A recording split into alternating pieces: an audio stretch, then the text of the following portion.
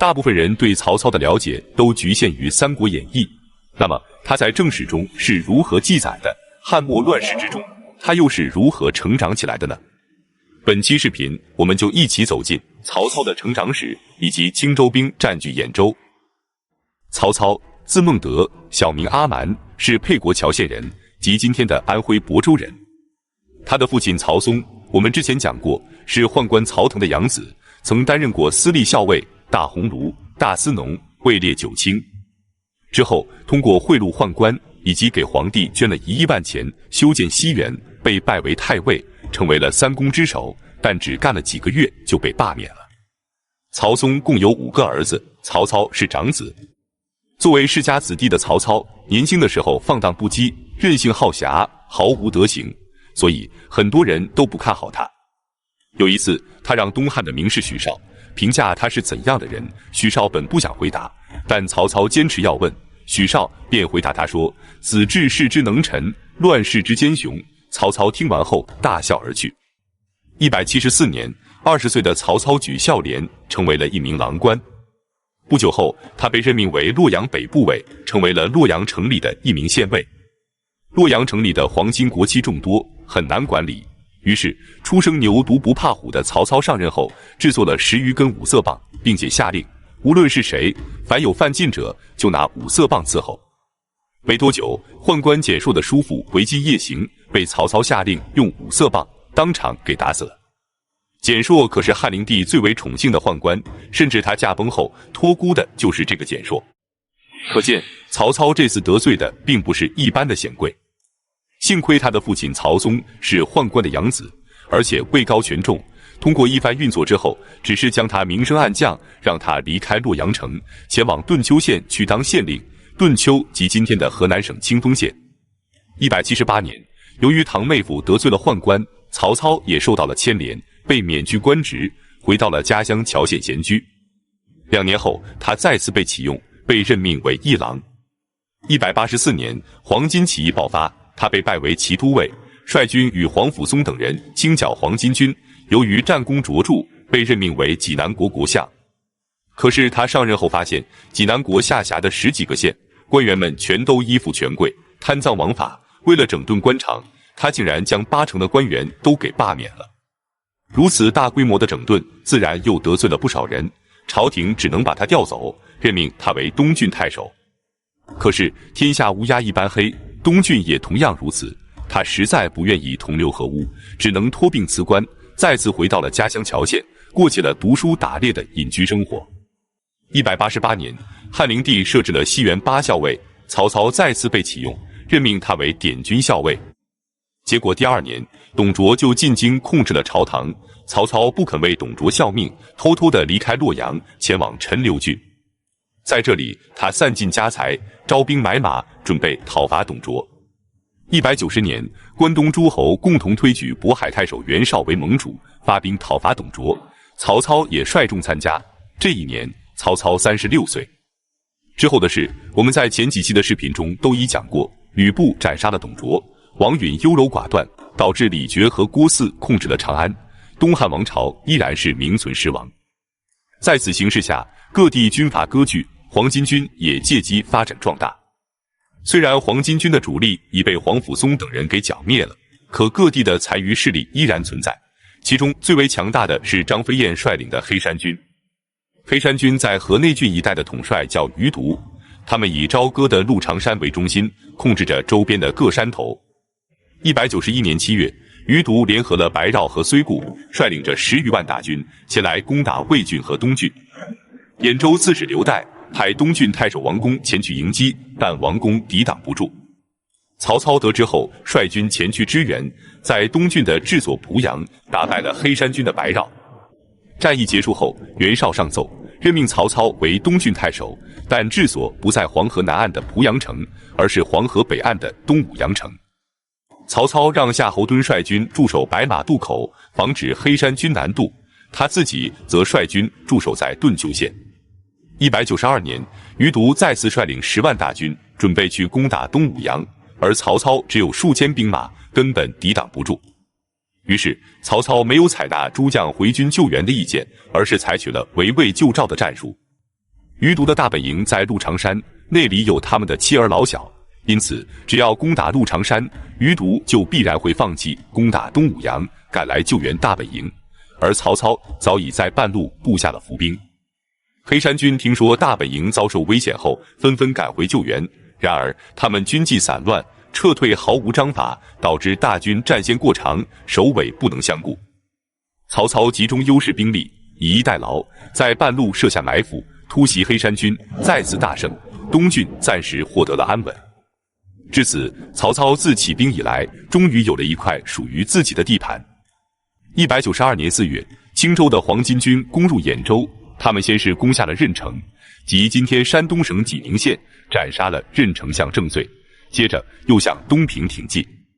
兖州刺史刘岱得知后，不顾济北相报信的劝谏，率军正面迎战黄巾军，结果战败后被杀。随后，黄巾军向寿张前进，即今天山东省东平县西南。他们人数众多，一路势如破竹，而此时兖州群龙无首，官员们都极为恐慌。这时，曹操的部下陈宫看到了机会，他说服了刘岱的旧部归顺曹操，济北相报信也极力地推荐曹操。于是他们经过商议，决定推举曹操为兖州刺史，率军迎战黄巾军。曹操上任后，率军前往寿张，他带领着1000余人前去观察地形，结果被黄巾军发现后，率兵追击，最终损失了数百人后，方才侥幸逃脱。随后，黄巾军便尾随而来。情势危急之下，兖州的将士们非常紧张，而曹操则身披甲胄，亲自巡视，并且改革军制，严正军令，激励将士。他了解到叛军并没有稳定的补给线，只能靠劫掠来补充粮草，于是他便设伏突袭叛军，让他们来不及劫掠。经过数个昼夜的激战，叛军终于粮草告急，率军北撤。曹操则乘胜追击，一直追到济北国的时候，叛军无路可逃，只能缴械投降。他们号称有100万之众，但其实包括10万百姓在内，也不到30万人。曹操从投降的黄巾军里挑选了一部分精锐，组成自己的军队，号称青州兵。随后他又完善了屯田制，使百姓不仅能养活自己，还能供养军队。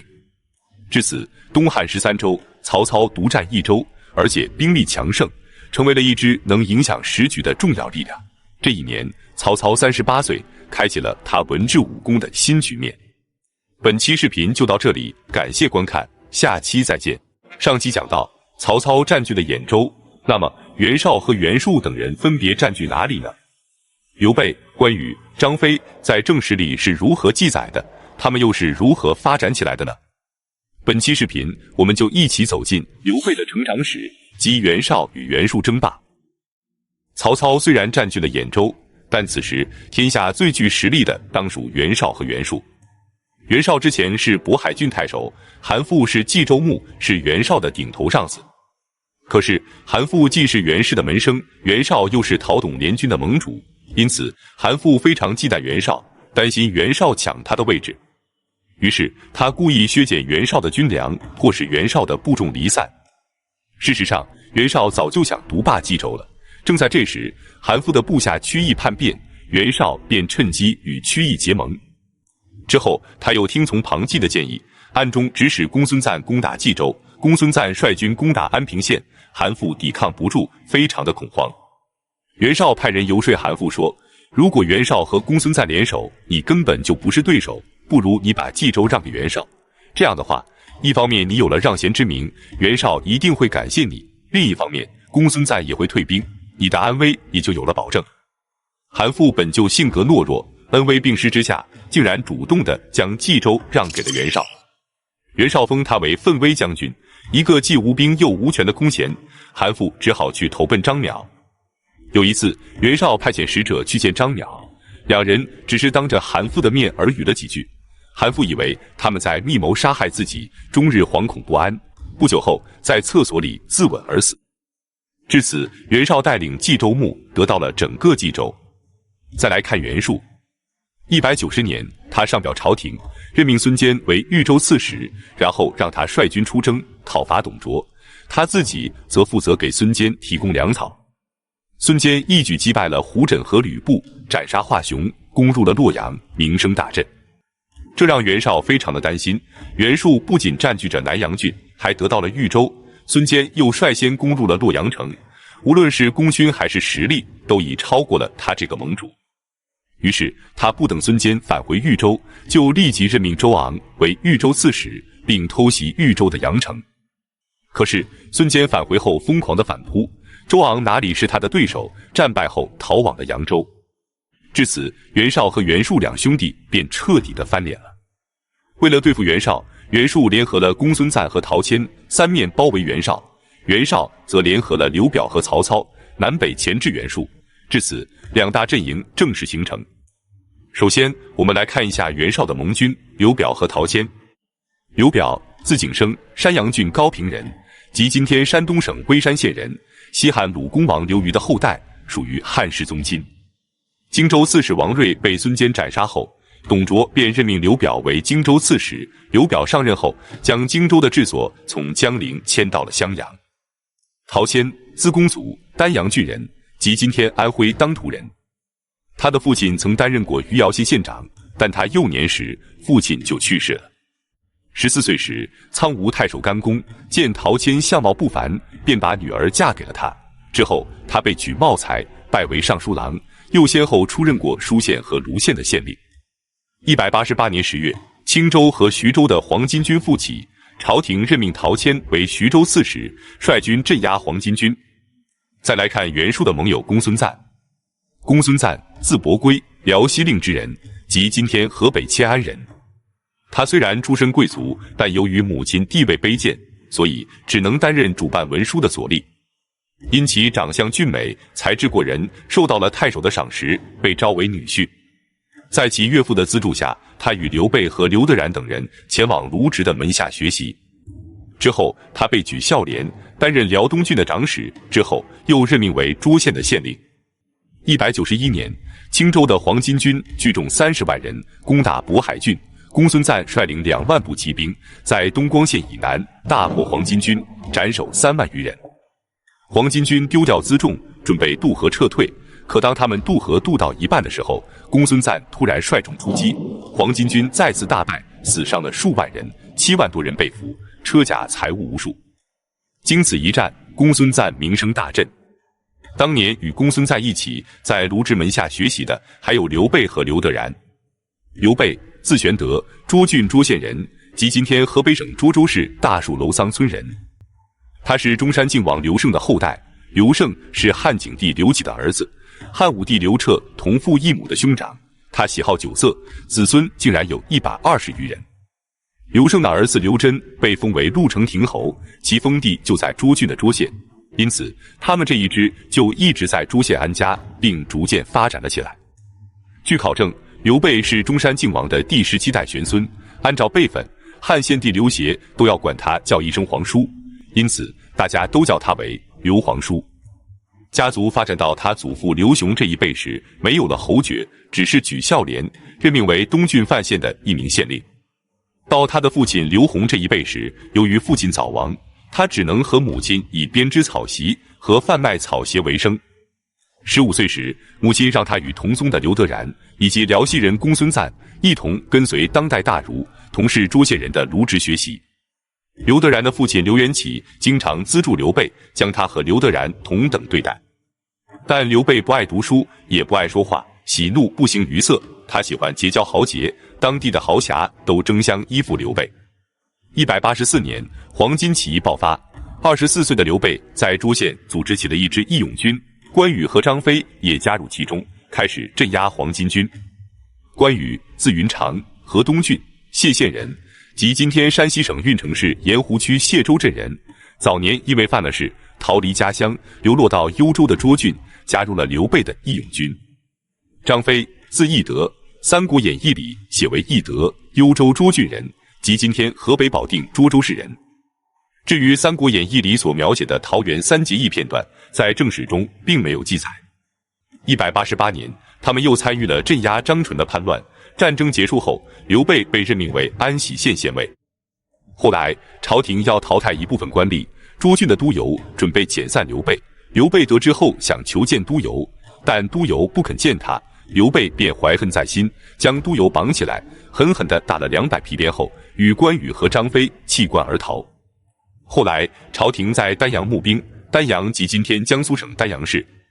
刘关张三兄弟在这里应召入伍。之后，他们在下邳与盗贼的战斗中立有战功。刘备被任命为下密县县丞，之后又做过高唐县县尉以及高唐县县令。然而不久后，高唐县被盗贼攻破，刘备无处可去，只能去投奔他的老同学公孙瓒。公孙瓒将他任命为别部司马。从此，他们3兄弟便在公孙瓒的军中开始效力。191年，袁绍和袁术的2大阵营已经形成，袁术率先向袁绍发起攻击。他让孙坚率军驻守在阳城，袁绍得知后，便派周昂率军前去攻打。袁术担心孙坚防守不住，此时公孙瓒的堂弟公孙越刚好率领1000余骑兵在袁术的军中，于是他便派公孙越前去支援。结果在战斗中，公孙越被刘建射中后当场毙命。公孙瓒得知后非常的愤怒，他立即给朝廷上表，列出了袁绍的10条罪状。之后发兵前往广宗城，即今天河北省威县以东8公里处，准备讨伐袁绍。面对袁术和公孙瓒的共同进攻，袁绍非常的恐慌，连忙将公孙瓒的另一个堂弟公孙范任命为渤海太守，以求和公孙瓒达成和解。然而公孙范得到了渤海郡的兵力后，立即背叛袁绍，与公孙瓒的大军会合，共同去攻打青州和徐州的黄巾军。他们一路势如破竹，一直打到了界桥，即今天河北省威县以东11.5公里处。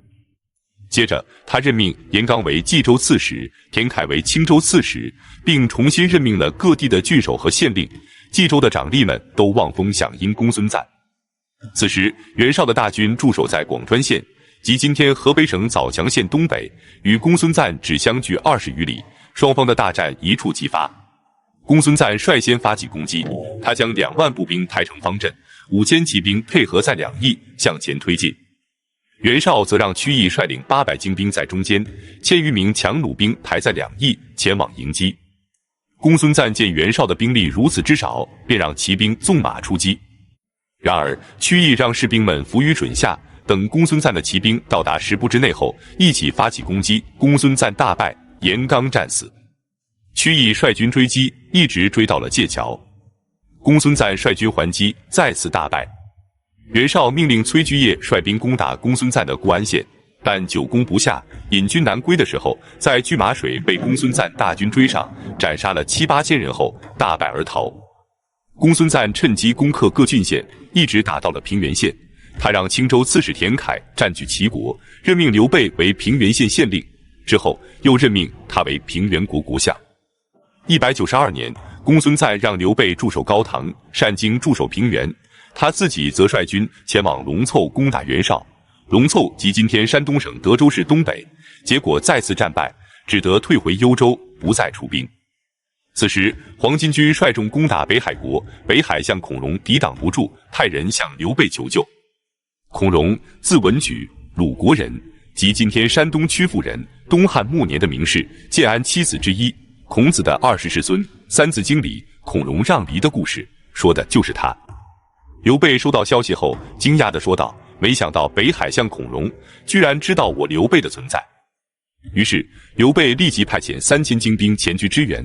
黄巾军听闻援军正在赶来，吓得连忙撤退。最终孔融得以解围，刘备则与田楷都驻守于其地。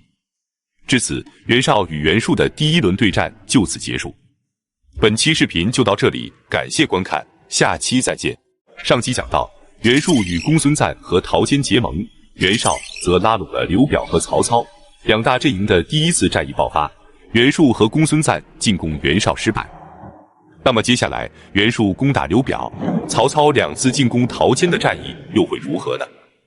本期视频我们就一起走进孙坚英年早逝及曹操为父报仇。192年，袁术派遣孙坚去攻打荆州的刘表，刘表则派黄祖在樊城和邓县一带迎战，可黄祖抵挡不住，战败而归。孙坚则一路追击，率军渡过汉水，包围了襄城。刘表惶恐不安，不敢出城迎战，派黄祖趁夜出城去调集各郡的援军。黄祖募集到士兵后，率军前来解救襄城，结果再次战败，只好逃进襄城西南的岘山，埋伏在树林之中。孙坚在追击的过程中，黄祖的部下从树林中发射暗箭，孙坚中箭身亡。至此，一代猛将就此陨落，终年38岁。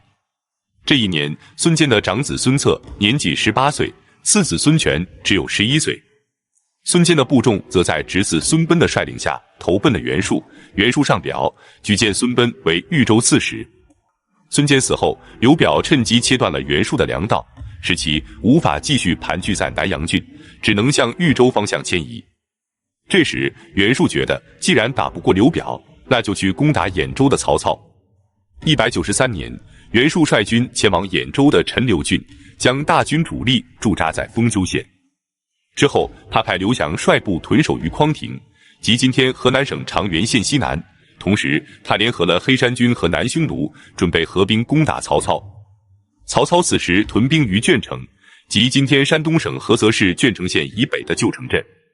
他亲自率领大军前往匡亭迎战，让徐豫和曹植去联络其他各郡的兵马，然后前往丰丘会合，对袁术形成合围之势。匡亭之战爆发。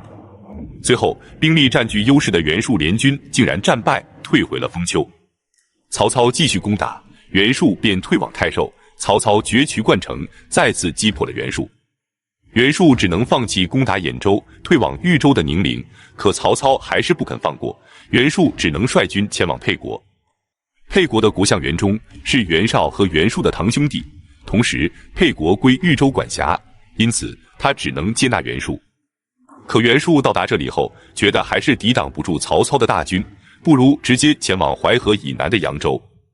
扬州刺史陈宇是袁术上表任命的，他此时占据着寿春，于是袁术便长途跋涉，决定前往寿春投靠陈宇。曹操见袁术直接逃出了豫州，便率军返回了定陶，在这里他又收编了当地的豪族李乾和李典叔侄。袁术走后，豫州便出现了权力真空，这让袁术的盟友陶谦看到了机会。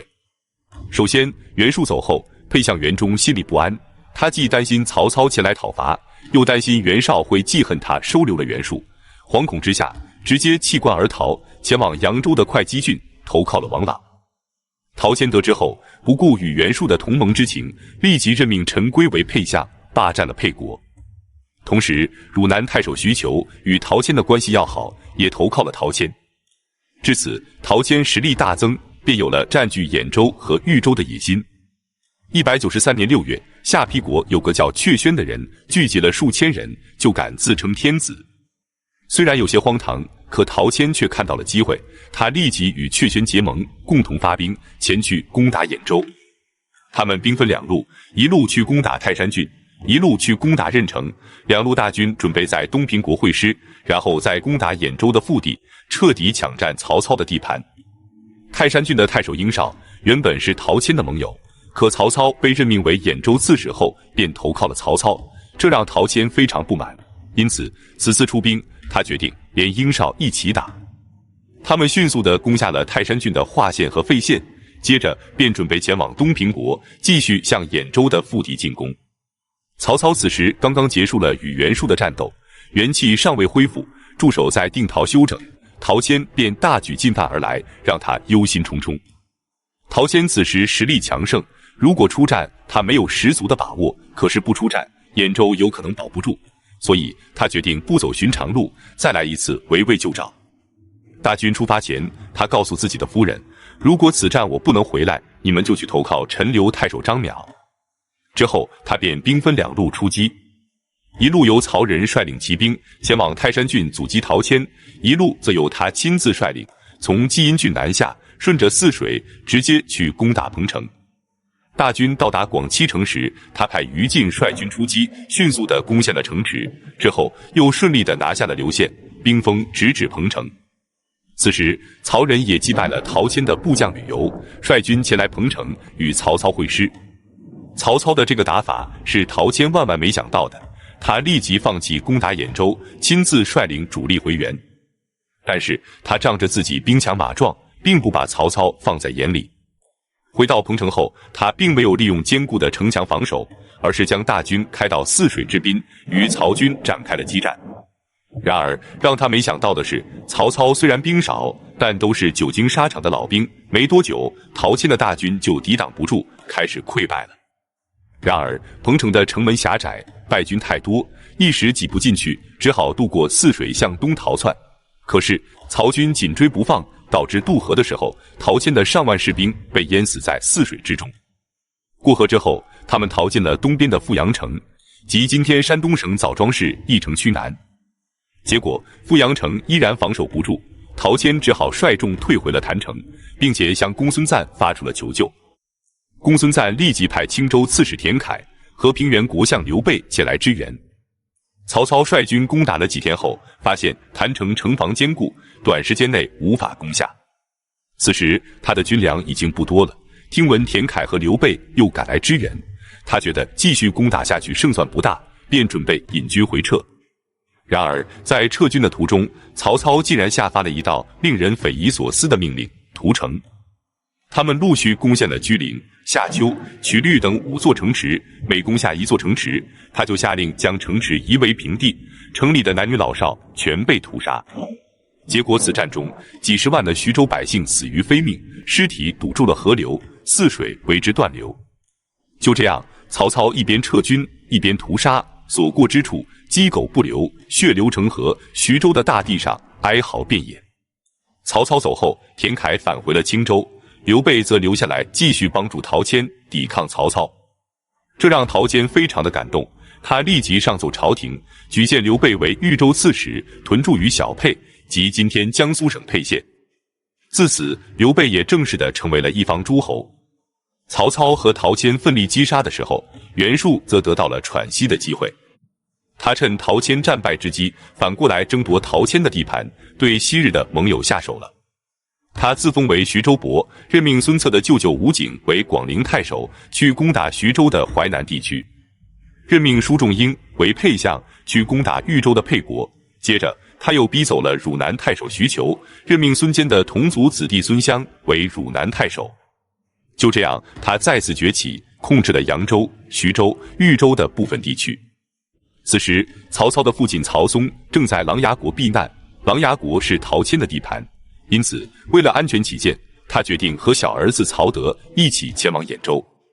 他积攒的财物众多，随行的辎重竟然有100多车。然而，当他们走到泰山郡的时候，被害身亡。关于他的死因有2种说法，按《三国志》和《后汉书》的记载，曹操让泰山郡的太守殷绍前往迎接，可还没等殷绍赶到，曹嵩和曹德就被陶谦派去的人给杀害了。而《吴书》和《资治通鉴》则记载，陶谦派部将张凯护送曹嵩，但张凯贪图曹嵩的财物，将其杀害。曹操得知父亲被害的消息后，悲痛欲绝。194年，他打着为父报仇的旗号，准备再次发兵攻打陶谦。他留下荀彧和程昱驻守鄄城，他自己则亲率大军前往泰山郡。他将大军驻扎在凤高，即今天泰安市东。殷绍得知后，担心曹操怪罪他没有接到曹嵩，导致曹嵩被杀，于是便弃关而逃，投靠了袁绍。曹操派曹仁去攻打被陶谦占领的费县和华县，之后攻陷了琅琊国。然后曹操率领主力从凤高南下，直抵郯城。所过之处依然是烧杀掳掠，大肆的屠杀，徐州的百姓则纷纷的逃亡。在琅琊国的阳都，即今天山东省沂南县专部镇孙家黄团村的诸葛玄，也带着家人以及2个侄子，21岁的诸葛瑾以及年仅14岁的诸葛亮，慌忙地逃出徐州，去往了扬州的豫章郡。曹操到达郯城后，吸取了上次的教训，他不去攻打郯城，而是将郯城周围的城池全部夷为平地，使郯城成为一座孤城。陶谦不得已，只能出城与曹操交战。刘备也从小沛出发，赶来支援陶谦。双方在郯城以东展开了激战，但依然不敌曹操，只能再次退入郯城固守。正当陶谦和刘备无计可施、生死存亡的时刻，突然从兖州传来了一个消息：当初为曹操收取兖州的陈宫，以及曹操的好友张邈，竟然背叛了曹操，共同迎接吕布为兖州牧。兖州各郡县纷纷的投靠了吕布，只剩下了鄄城以及范县和东阿暂时被荀彧和程昱控制着。曹操得知后大吃一惊，如果他不赶紧回去救援，可能再也回不去兖州，彻底变得无家可归了。那么张邈和陈宫为何要背叛曹操？吕布又是如何来到兖州，还被推举为兖州牧的呢？我们下期接着讲述。